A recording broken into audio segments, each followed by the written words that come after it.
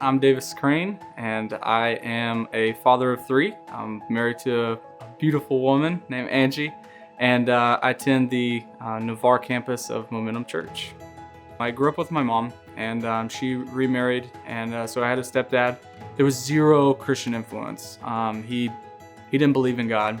He didn't show any interest, didn't show anything, and they let us go to church with friends, and it wasn't anything crazy like that. But it was just there was no drive, there was no push, there was no encouragement at all. During the summer, I went to my grandfather's house. My grandparents they build churches, and my grandfather's been a pastor for 40 years or so. I get on fire for God during the summer, and then when I come back, there was nothing to fall back on. It was just, kind of just fizzled out over the year. And then the older I got, the more I separated from, going to my grandparents every weekend, and so that just kind of fizzled out until I joined the military. We got stationed up in Alaska. I was invited to a community group, and Angie didn't know Christ at all at the time. It turned out to be awesome. Angie found the Lord, and we really started down a pretty cool path, started having kids, and things were getting, going well. She was getting into the Word heavy, and she was volunteering at church and everything like that. It kind of showed me that I needed to step up. As a dad, I wasn't being the spiritual head of the house like I should have been. And when we actually moved to here and we found Momentum, that's when everything changed. I started becoming a better father. I started becoming a better husband. I fell in love with God. It was so great.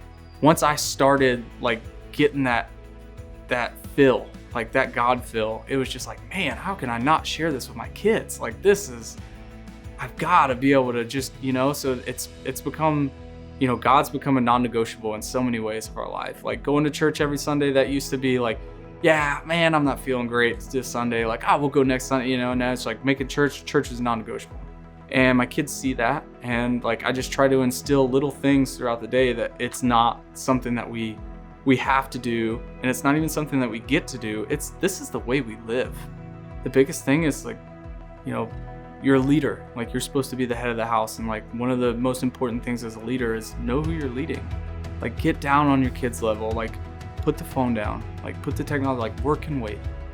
Get down on your butt. Sit on the living room floor. Go outside. Take your kids out there and just talk to them. Be a kid. Roll. Play with balls. Play with cars. Painting my fingernails and doing a tea party. I'm not too manly for that. That's okay. Once you have that buy-in from your kid, my dad truly cares. My dad truly loves me, and he's gonna listen to my issues. So when your kid does come up with an issue and a problem, you just talk to him and be hey man, let's talk to God about this.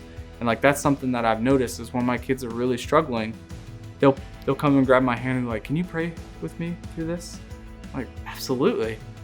Being the one that they can go to assist them in, talking to Christ. I think it's something special.